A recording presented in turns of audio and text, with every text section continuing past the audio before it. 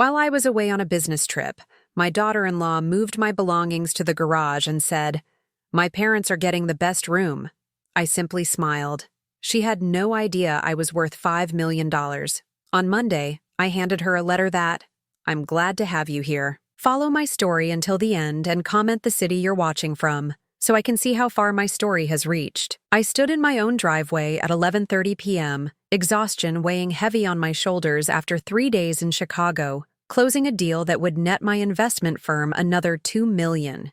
The porch light was off, which struck me as odd since I'd texted Marcus that my flight was delayed. At 62, I'd learned to notice these small details.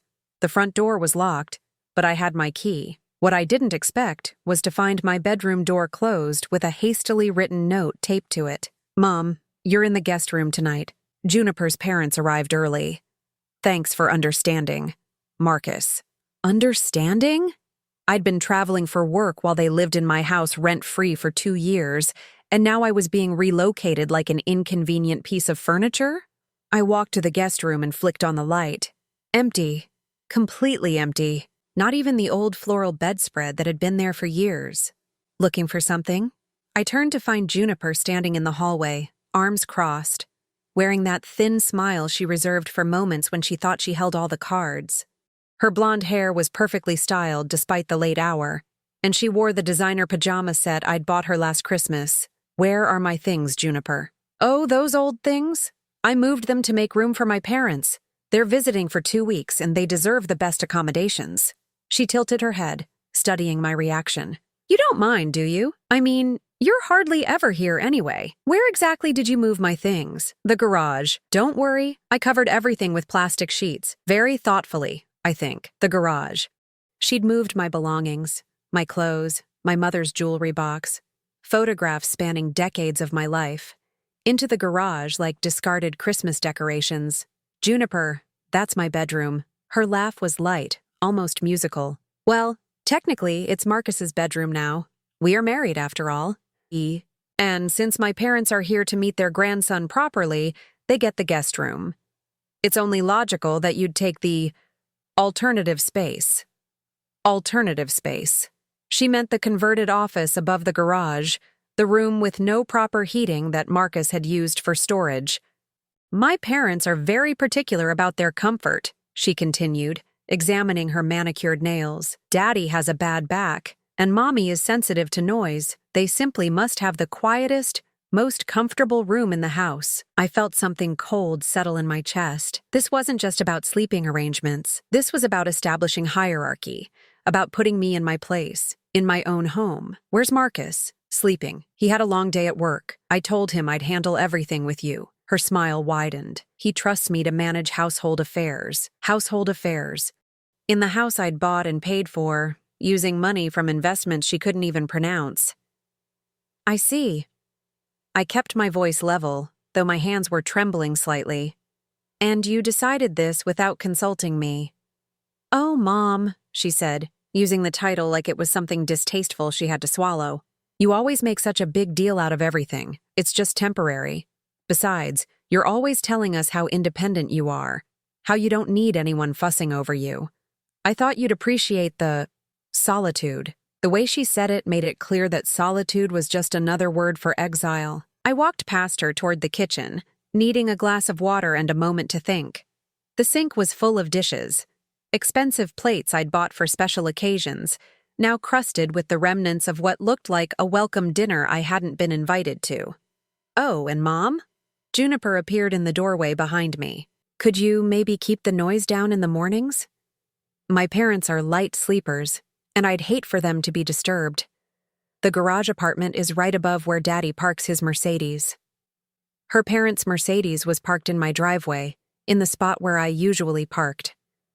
Another small indignity, another signal that I was no longer welcome in the space I'd created. "Of course," I said quietly. "Wouldn't want to disturb anyone." "I knew you'd understand. You're so reasonable about these things. Not like some mothers-in-law who make everything about themselves." As I climbed the narrow stairs to the garage apartment, carrying the single suitcase I'd taken to Chicago, I tried to remember when this had started. When had Juniper's subtle jabs become outright hostility? When had my son stopped seeing me as his mother and started seeing me as an obstacle to his wife's comfort? The garage apartment was exactly as cold as I'd expected. My belongings were indeed covered in plastic, stacked against one wall like items at a yard sale. I pulled back one sheet and found my mother's quilt, the one she'd sewn by hand during the Depression. It smelled like motor oil and fertilizer. I sat on the narrow cot Marcus had dragged up here, still in my business clothes, and tried to process what had just happened. In the space of 20 minutes, I'd been demoted from homeowner to unwanted houseguest. My phone buzzed. A text from my business partner, confirming that the Chicago deal had closed successfully.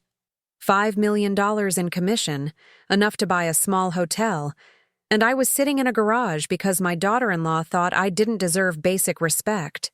The irony wasn't lost on me, but neither was the lesson. I'd spent 2 years trying to be the mother-in-law I'd never had.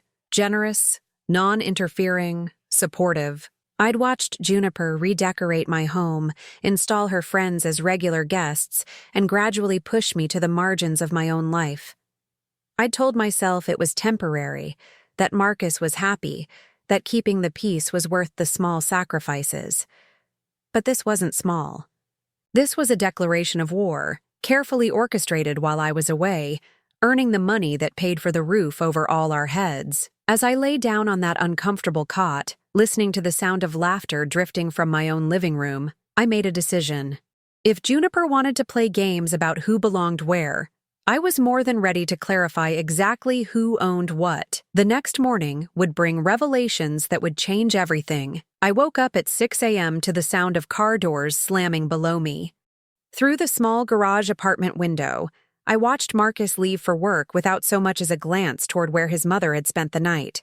He'd always been conflict avoidant, but this felt like outright abandonment.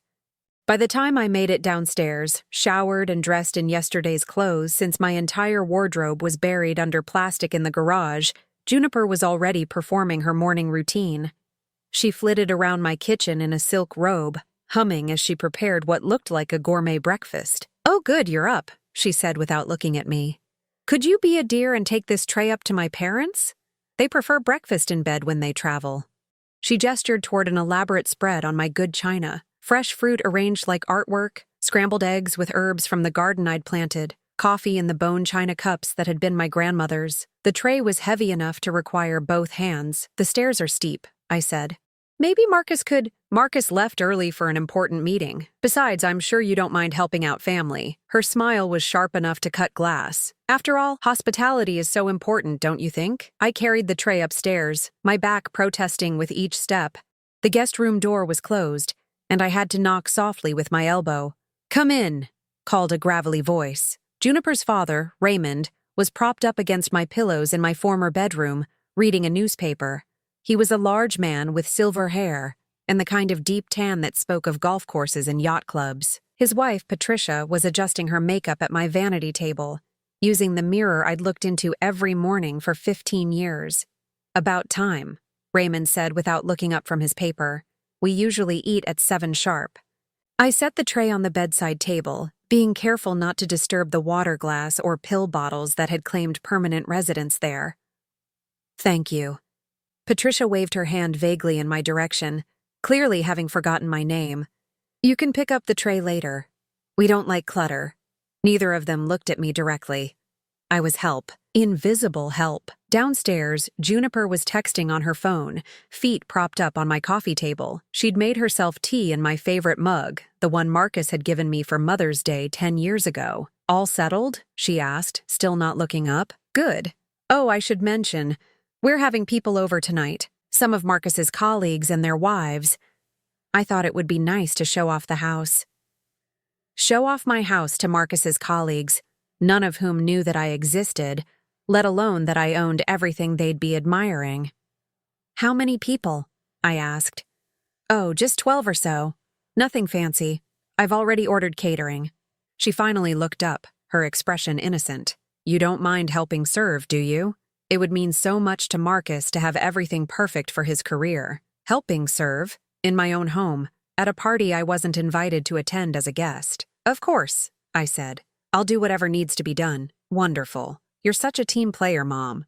That afternoon, I watched from the garage apartment window as catering trucks arrived, as my garden was decorated with lights I'd never seen before, as Juniper directed workers to rearrange my furniture to better accommodate her vision. She'd transformed my home into a stage set, and I was apparently cast as the help. When evening came, I was handed a black dress, one of mine, retrieved from the garage storage, and told to make myself presentable. The dress smelled like motor oil, but I put it on anyway. The party was in full swing by 7. I moved through my own living room carrying trays of champagne and hors d'oeuvres, invisible to guests who complimented Juniper on her beautiful home and her exquisite taste. "You have such a lovely house," gushed a woman in pearls, cornering Juniper near the fireplace. "Did you decorate it yourself?" "Thank you," Juniper beamed. "It took forever to get it just right. Marcus and I have such specific tastes, you know. We wanted everything to be perfect. Marcus and I, as if I had never existed. And the location is divine," continued the woman. "You must have paid a fortune for this neighborhood." "Well, we were very lucky," Juniper said, accepting a fresh glass of wine from my tray without acknowledgement. "Sometimes the best opportunities just fall into your lap. Fall into your lap, like marrying a man whose mother owned prime real estate." I continued serving, continued being invisible, and continued listening. Juniper had crafted an entire narrative about their success, their home, their life. In her story, I simply didn't exist. During a lull, I found myself in the kitchen loading the dishwasher with glasses that cost more than most people's monthly rent. Patricia appeared in the doorway, surveying the scene with the expression of someone inspecting a hotel room. "The service has been adequate," she announced, "though the help is a bit old. Juniper, dear, you might consider finding someone younger next time, more energetic." The help. I was the help. "Oh, that's just Marcus's mother," Juniper called from the living room, her voice carrying easily. "She likes to feel useful. It gives her purpose, you know." Purpose. My purpose was to serve in my own home while my daughter-in-law took credit for everything I'd built. By the time the last guest left at nearly midnight, I was exhausted. My feet ached, my back was stiff, and I smelled like the industrial-strength dishwashing soap I'd been using all evening. "That went wonderfully," Juniper announced, kicking off her heels in my foyer. Everyone was so impressed. "Marcus made some excellent connections tonight." She stretched like a satisfied cat, then turned to me with that same bright smile. "Be a dear and finish cleaning up, would you? My parents have an early flight tomorrow, and I want everything perfect for their last morning. You understand?" I understood perfectly. I understood that I'd been played, manipulated, and systematically erased from my own life. I understood that Juniper saw me as nothing more than free labor and an inconvenience to be managed. But most importantly, I understood that it was time to stop playing the role she'd assigned me. As I wiped down counters in my own kitchen at 1 a.m, surrounded by the detritus of a party celebrating a life I'd financed but wasn't allowed to live, I made my second decision in 2 days. Tomorrow, I would make some phone calls. It was time to remind everyone exactly who owned what and who had been getting charity from whom. The performance was over. The real show was about to begin. The weekend brought new depths to my humiliation. Saturday morning, I woke up on that garage cot to find a handwritten list slipped under my door. Juniper's perfect cursive spelled out my weekend responsibilities: laundry, grocery shopping, meal preparation, and something called property maintenance that apparently included washing both cars and weeding the garden. At the bottom, she'd added a cheerful postscript: "Thanks for being such a sport about everything. You're the best, Jay." I folded the note carefully and placed it in my purse next to yesterday's crumpled schedule. Evidence. I was learning to document everything. By noon, I'd completed half the list when Juniper's voice rang across the yard. She was standing on my back patio with 2 neighbors, Joan and Mrs. Henderson, both women I'd known for over a decade. "Oh, there she is," Juniper called out, waving at me like I was a child. "Marcus's mother is such a help around the house. We're so grateful she's found something to keep her busy in her retirement." Joan looked confused. "Beulah, but isn't this your—" "She just loves feeling needed," Juniper interrupted smoothly. It's so sweet how some older people find purpose in helping family. She insists on doing the yard work herself. We can barely stop her. I was kneeling in my own garden, hands covered in dirt, while my daughter-in-law painted me as a charitable case who needed busy work to feel important.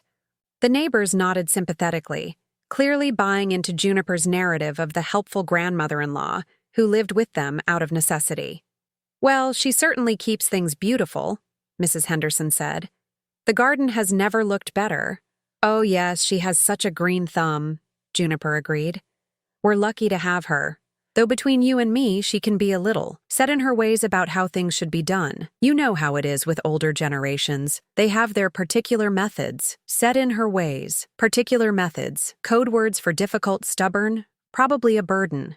That evening, I served dinner to Juniper's parents again, this time joined by Marcus, who'd finally made an appearance. I watched my son, the boy I'd raised alone after his father walked out, the young man I'd put through college while working 2 jobs, eat the meal I'd prepared without once meeting my eyes. Beulah makes wonderful pot roast, Patricia announced, as if I weren't standing right there. Very traditional, old-fashioned recipes. She learned from her generation, Juniper added. They really knew how to make do with simple ingredients. Make do. As if my cooking was some quaint remnant of harder times. Not the meals I'd perfected in this very kitchen over 15 years of hosting dinner parties that had impressed judges, business partners, and community leaders. Mom's always been a good cook, Marcus said quietly. It was the first acknowledgement of my existence he'd offered since I'd returned from Chicago, and it felt like scraps thrown to a stray dog. We're so appreciative, Raymond added, cutting another piece of meat. It must be nice for her to feel useful at this stage of life. This stage of life. At 62, I was apparently entering some twilight phase where being allowed to cook and clean for others was a privilege I should be grateful for. After dinner, as I loaded the dishwasher yet again, I heard Juniper on the phone in the living room. Her voice carried clearly through the open kitchen door. "Oh, it's going wonderfully," she was saying. "Better than I expected, actually. She's been so cooperative about the new arrangements. I think she finally understands that Marcus and I need our space to build our life together." A pause as whoever was on the other end responded, No problems at all. She's actually been quite helpful. I think having clear expectations has been good for everyone. Structure, you know. Some people need that." Another pause. "Marcus? Oh, he's relieved, I think. He was worried about hurting her feelings, but now he sees how much happier everyone is when we all know our roles. It's really the best solution for everyone involved. Our roles. My role, apparently, was to be grateful for the privilege of maintaining the home I owned while pretending it belonged to someone else. That night, lying on the narrow cot, I called my attorney, David Morrison, whom I'd worked with for over 20 years. It was late, but David had always been available for his high-net-worth clients. "Beulah, everything all right?" "It's nearly midnight." "David, I need to ask you something confidential. If someone is living in my house, claiming it as their own, what are my legal options?" A pause. "Are we talking about squatters? Break-in situation? We're talking about family members who seem to have forgotten who holds the deed." "Ah." David's voice carried the weight of someone who'd handled more than his share of family disputes among the wealthy. "How long has this been going on?" I told him everything. The garage apartment, the servant treatment, the public humiliation disguised as gratitude. As I spoke, I could hear him taking notes. "Beulah, legally speaking, you have every right to reclaim your property immediately. The house is in your name alone, correct?" "Correct. I bought it outright in 2008. And your son and daughter-in-law are there as your guests?" "That was the original arrangement. They were supposed to save money for their own place." "How long ago was that?" 2 years. David was quiet for a moment. "Beulah, I need to ask this directly. Do you want them gone?" I stared at the ceiling of the garage apartment, listening to the sound of laughter drifting from my own living room. "I want respect, David. I want to be treated like a human being in my own home. And if that's not possible, then yes, I want them gone. I'll draft some documents. Nothing aggressive, just a formal reminder of property ownership and guest privileges."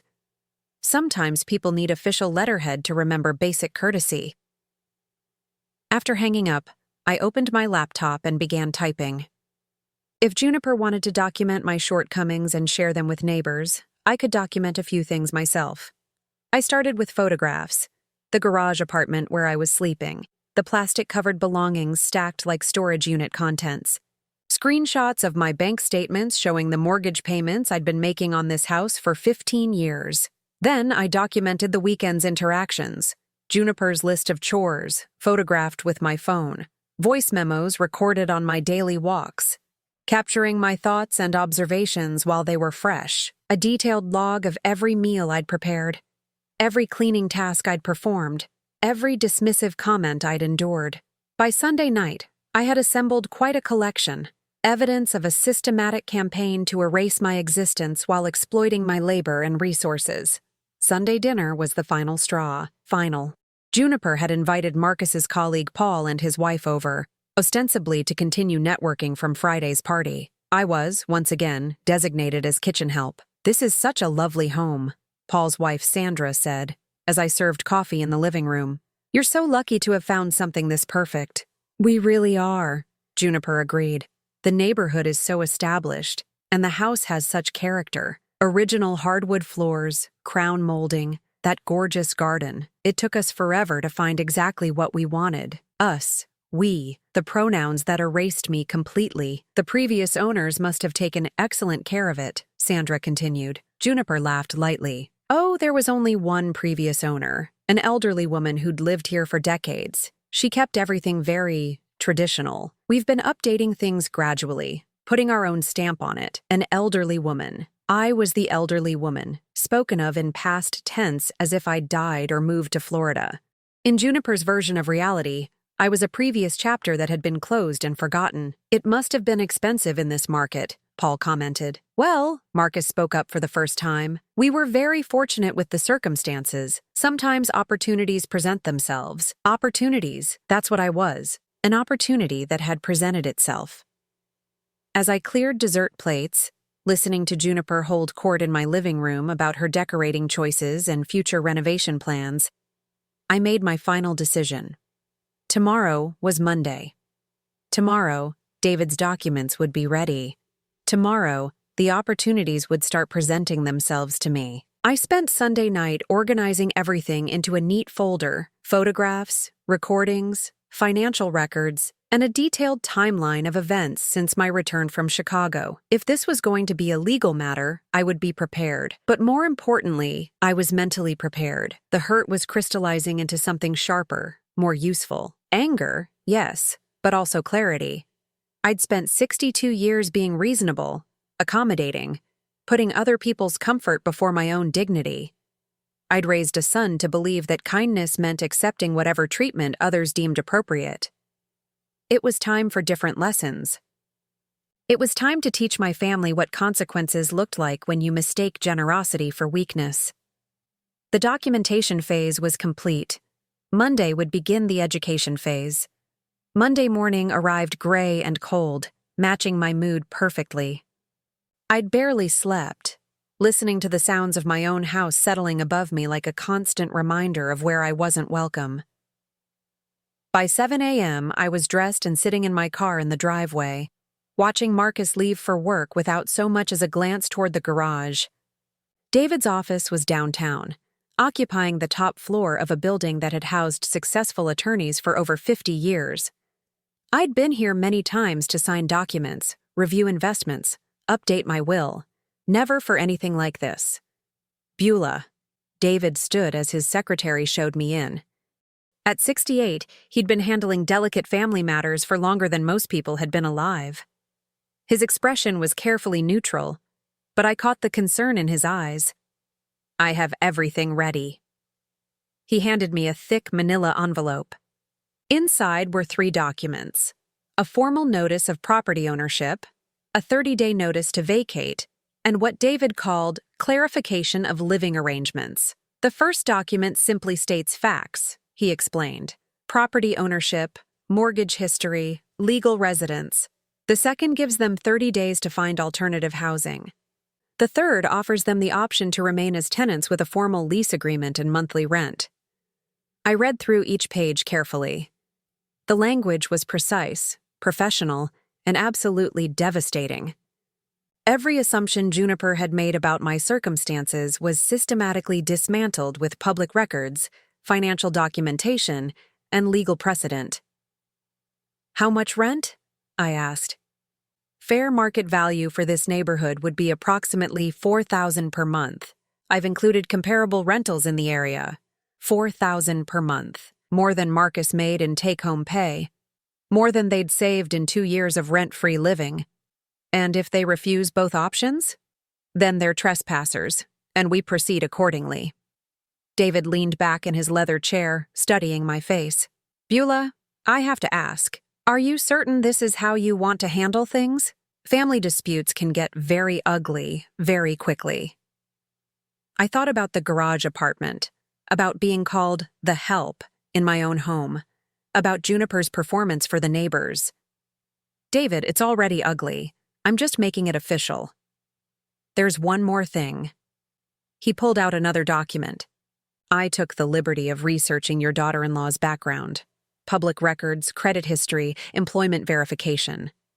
I thought you should know who you're dealing with." I scanned the pages, my eyebrows rising with each paragraph.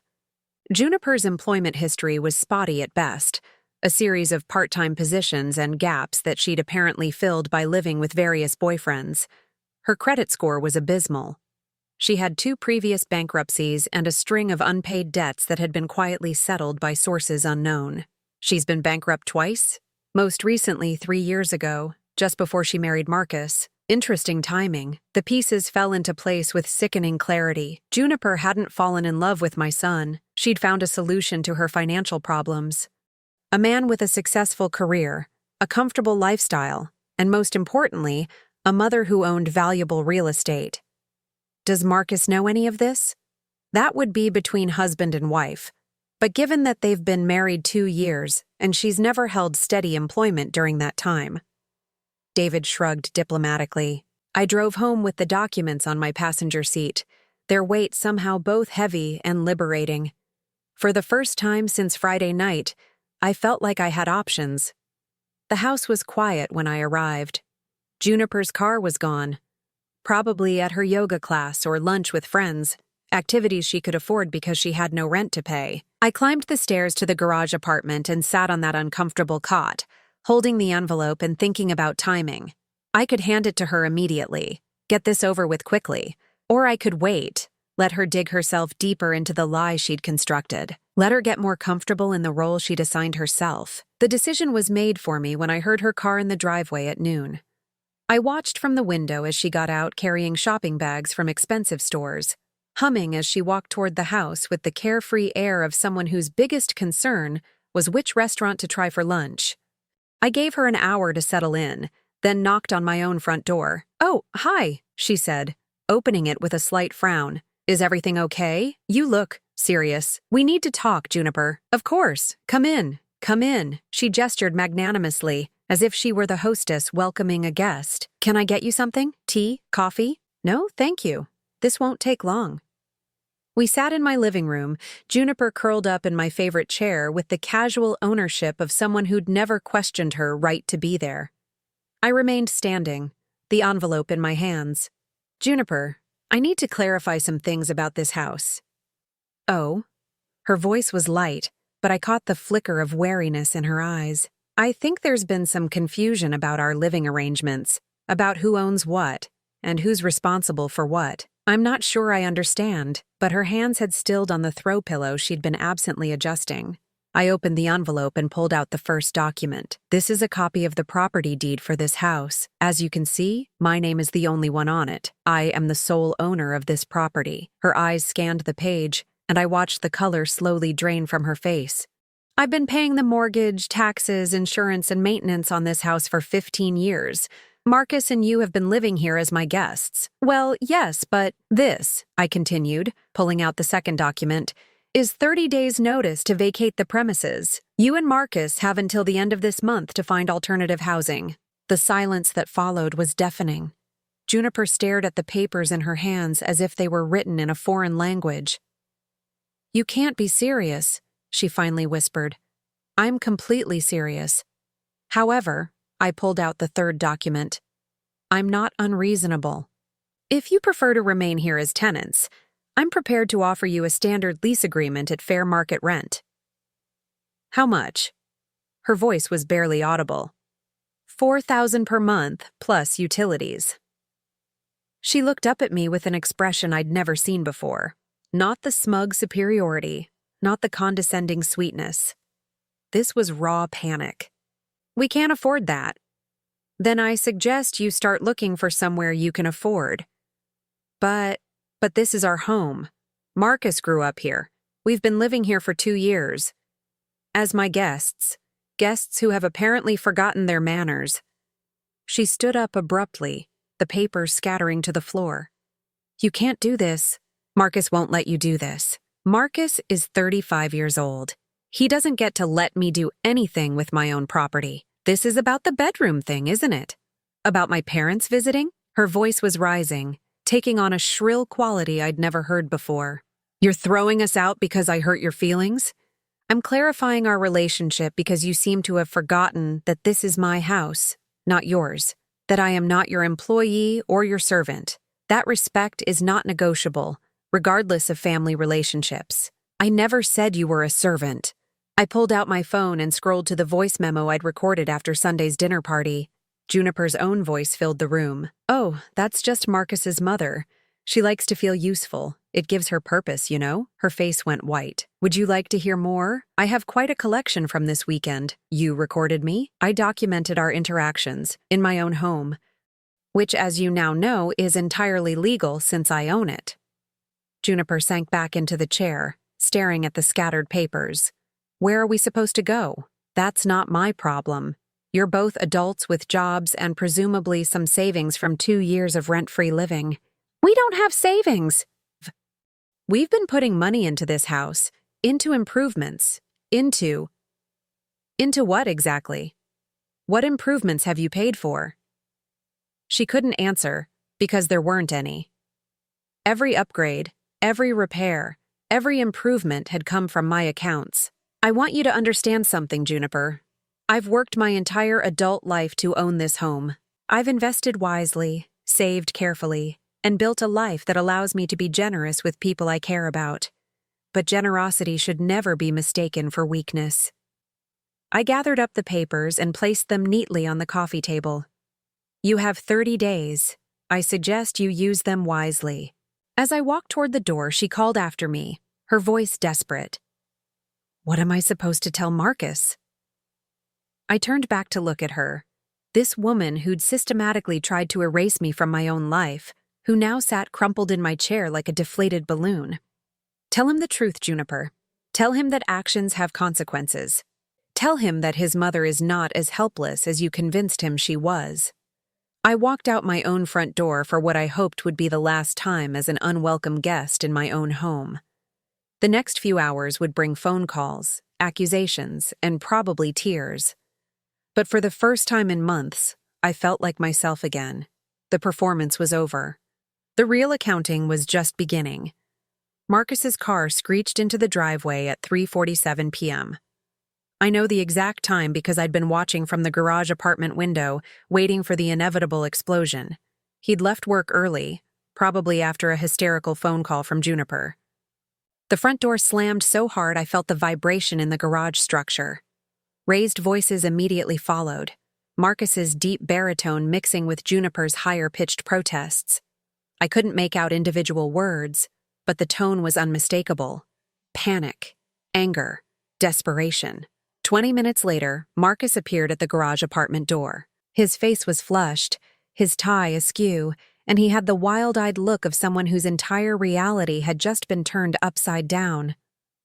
"Mom, what the hell is going on?" I gestured to the single chair I'd borrowed from the house. "Have a seat, Marcus. We need to talk." "I'm not sitting down. Juniper said you're trying to evict us. She said you served us with some kind of legal papers." "I delivered documents clarifying our living arrangement, yes." "This is our home." "No, Marcus. This is my home. You and Juniper have been living here as my guests."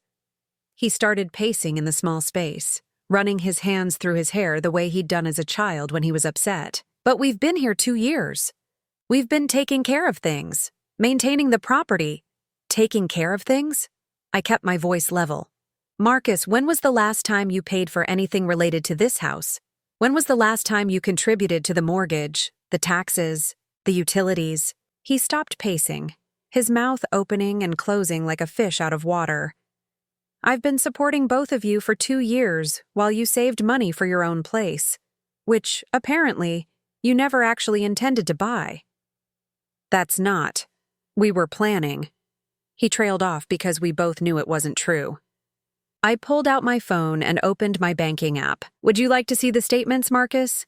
2 years of mortgage payments, property taxes, homeowners insurance, utilities, repairs, every single payment from my accounts." He stared at the screen, the numbers telling a story he couldn't deny. "I checked your joint account balance this morning," I continued. "After 2 years of rent-free living, you and Juniper have saved exactly $1,200. Where did your money go, son?" His shoulders sagged. "Juniper likes nice things. She says we need to maintain a certain lifestyle for my career." "Whose career?" "Last I checked, Juniper hasn't held a job in the entire time you've been married." "She's been looking. The market is tough for someone with her background." I pulled out David's research folder.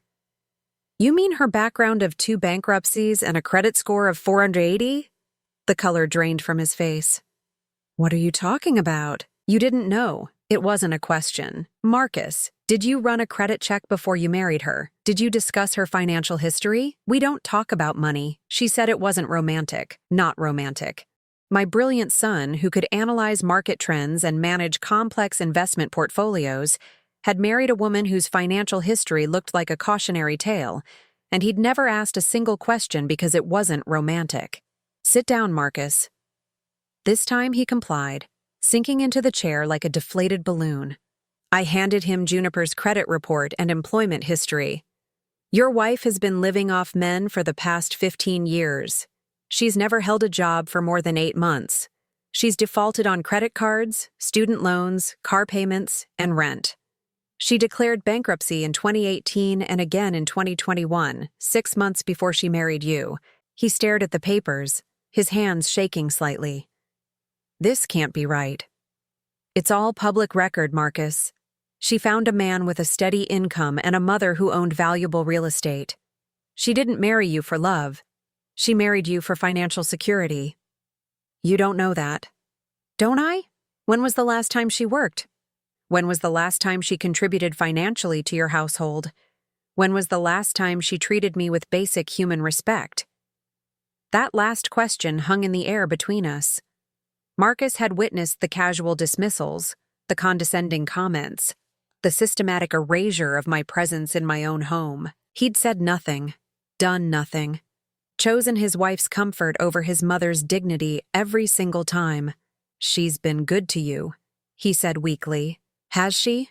Or has she been good to the lifestyle I provide? Marcus, 3 days ago she moved my belongings to the garage and gave my bedroom to her parents. She's had me serving meals and cleaning house like hired help. She's been telling the neighbors that I'm a charity case who lives with you because I need care." His head snapped up. "She didn't say that." I pulled out my phone and played the recording from Saturday's conversation with Joan and Mrs. Henderson. Juniper's voice filled the small space, painting me as a pathetic older woman who needed busy work to feel important.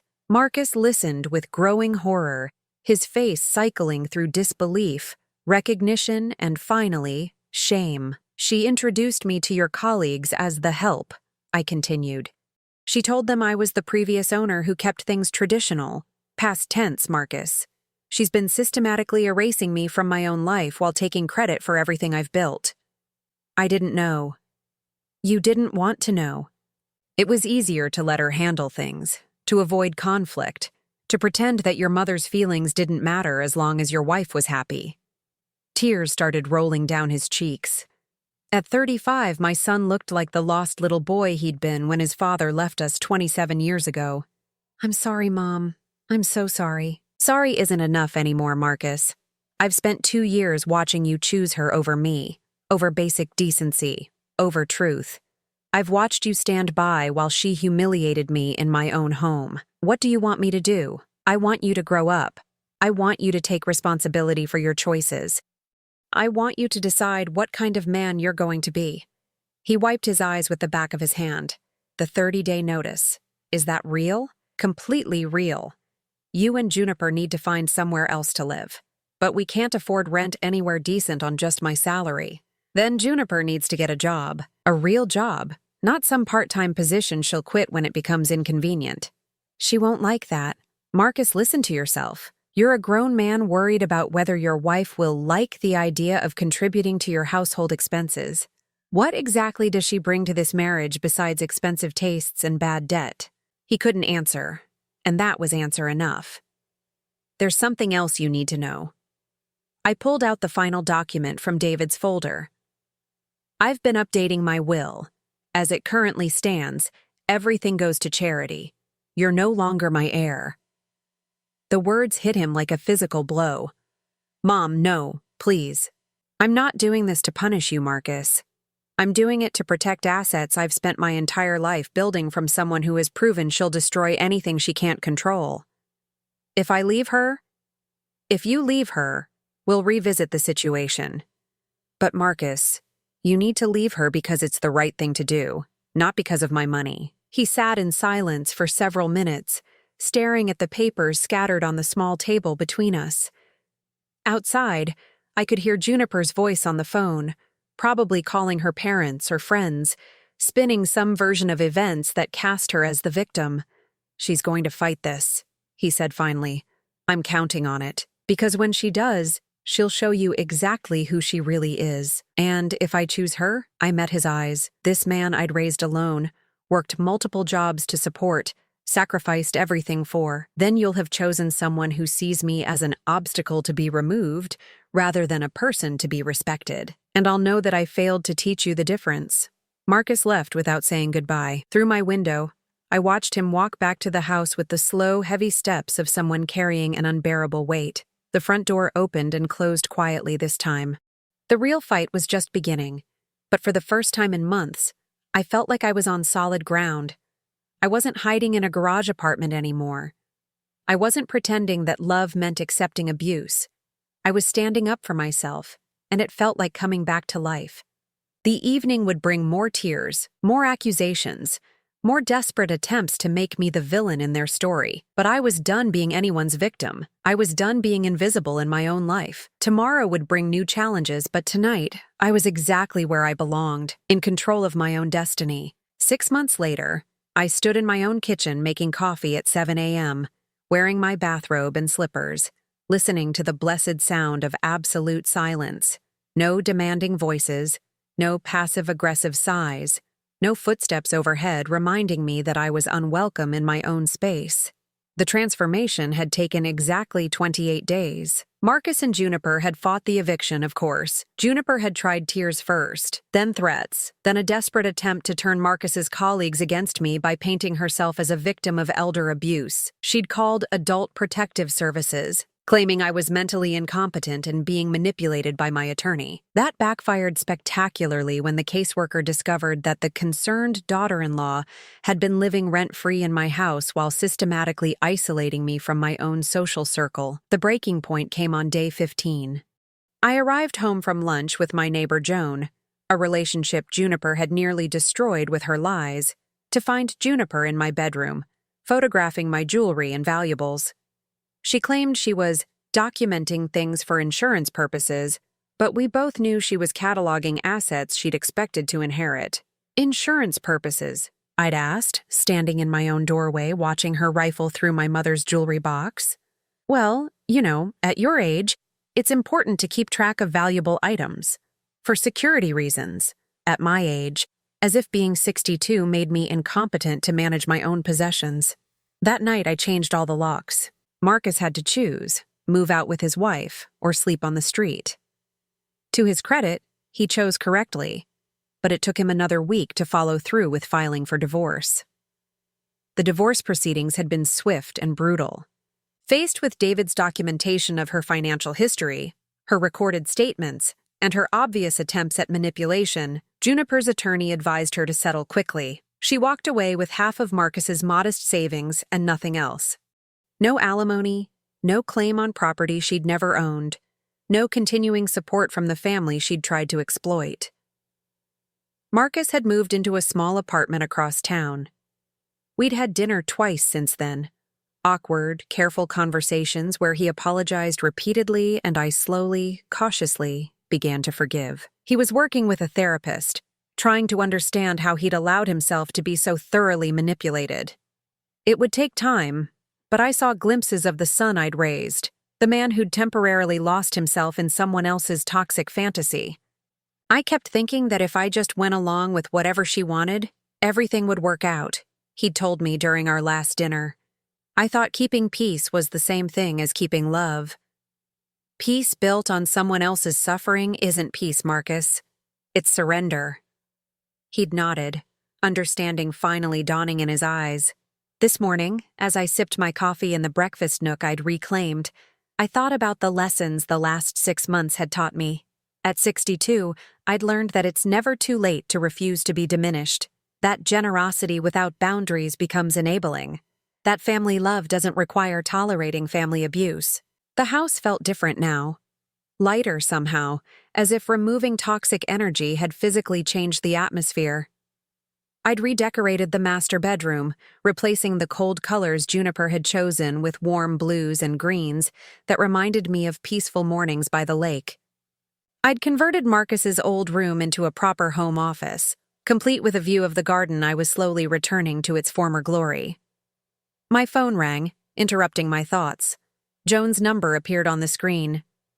"Good morning, neighbor. Are you free for lunch today?" "Absolutely. What did you have in mind?" "That new place downtown.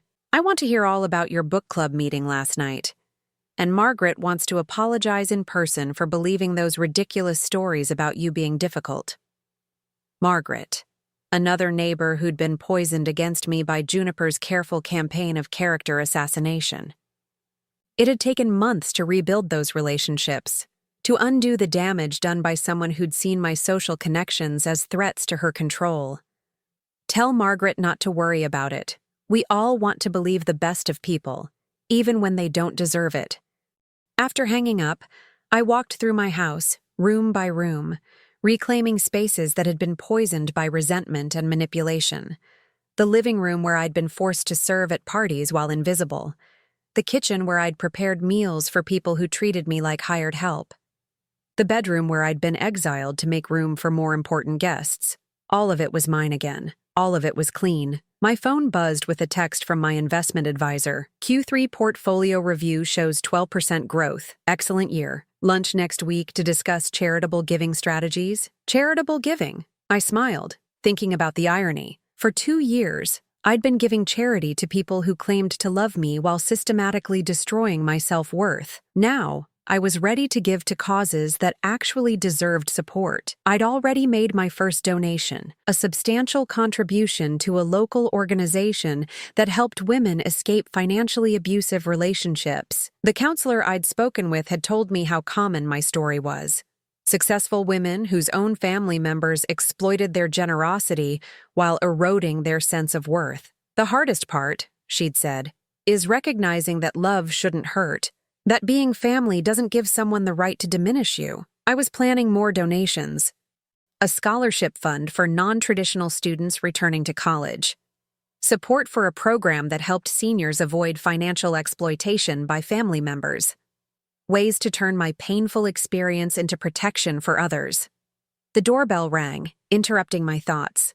Through the window, I saw a delivery truck and a young woman with a clipboard. "Beulah Morrison, I have a delivery for you." She handed me a large box, surprisingly heavy. The return address was unfamiliar, but when I opened it inside, I found a beautiful arrangement of orchids and a handwritten note. "Dear Mrs. Morrison, thank you for your donation to our women's shelter. Your generosity will help 12 women and their children transition to safe, independent living. Your story inspired our entire staff. With gratitude, Sarah Chen, Executive Director." I set the orchids on my dining room table, their elegant purple blooms a perfect contrast to the afternoon sunlight streaming through windows that were finally, completely mine. That evening, I sat on my back patio with a glass of wine, watching the sunset paint the sky in shades of orange and pink. My garden was thriving again, the flowers blooming without the shadow of resentment that had hung over everything for so long. My phone showed missed calls from an unknown number, probably Juniper, trying one more manipulation, one more attempt to rewrite history in her favor. I deleted the voicemails without listening. That chapter of my life was closed. Instead, I opened my laptop and began typing an email to my attorney. David, I'd like to schedule a meeting to update my will. I'm ready to restore Marcus as my primary beneficiary, with conditions. I want to establish a trust that requires him to maintain steady employment and complete financial counseling before accessing inheritance. I also want to set up the charitable foundation we discussed. It's time to put my resources to work for people who truly need them. I sent the email and closed the laptop, feeling a deep sense of satisfaction. At 62, I wasn't winding down my life, I was redesigning it. I wasn't a victim of family exploitation, I was a survivor who'd found her voice again. The evening air carried the scent of jasmine from my garden, a fragrance that had been overwhelmed by the smell of conflict for too long. Now it bloomed freely, just like everything else in my reclaimed life. Tomorrow I would have lunch with real friends, work in my garden, read in my favorite chair without interruption. I would make decisions based on my own values, not someone else's manipulation. I would live in my own home as myself, not as whatever diminished version others found convenient. I'd learned the most important lesson of my life at an age when many people think learning is finished, that love without respect is not love at all. That family who exploit your generosity while attacking your dignity are not acting like family, that it's never too late to choose yourself. The stars were beginning to appear in the darkening sky, each one a reminder that even in the darkness, there was light. Even after the cruelest betrayals, there was possibility. I was 62 years old, financially secure, emotionally free, and surrounded by people who valued me for who I was, not what I could provide. I was learning to garden again, to read for pleasure, to have conversations that didn't require walking on eggshells. I was learning to live without apologizing for taking up space in my own life. The phone rang one more time. This time it was Marcus. "Hi, Mom. I just wanted to call and tell you something." "What's that, sweetheart?" "I'm proud of you. For standing up for yourself, for not letting us destroy who you are. I'm proud of you, and I'm sorry it took me so long to see what was really happening." Tears pricked my eyes, but they were good tears. Healing tears. "Thank you, Marcus. That means everything." "I love you, Mom. The real you, not the version Juniper wanted you to be. I love you too, son." After hanging up, I sat in the peaceful darkness of my own backyard, listening to the sound of wind chimes I'd hung without asking anyone's permission. This was what freedom sounded like. This was what self-respect felt like. At 62, I was finally home.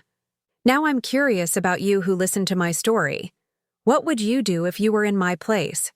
Have you ever been through something similar? Comment below, and meanwhile, I'm leaving on the final screen 2 other stories that are channel favorites, and they will definitely surprise you. Thank you for watching until here.